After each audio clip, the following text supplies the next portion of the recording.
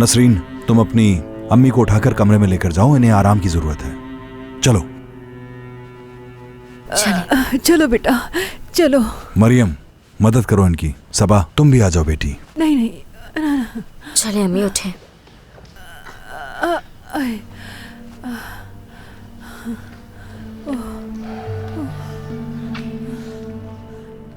आप लोगों को इस वक्त तंग किया, उसके लिए माफी चाहता हूँ आपसे।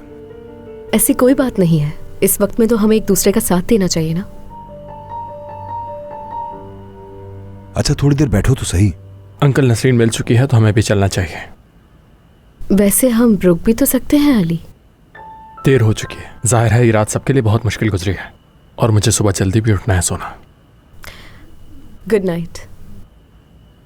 ठीक है बेटा, खैर से जाओ। Good night. Good night. Good night. Good night.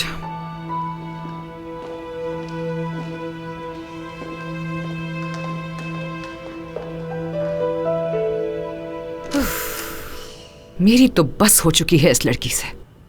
मैं अपने कमरे में जा रही हूँ, मुझ में बिल्कुल भी हिम्मत नहीं कि इस लड़की के मजीद झूठ सुन सकूं। अम्मी ने ठीक कहा, मुझसे भी ये बर्दाश्त नहीं हो रहा। मैं जा रही हूँ।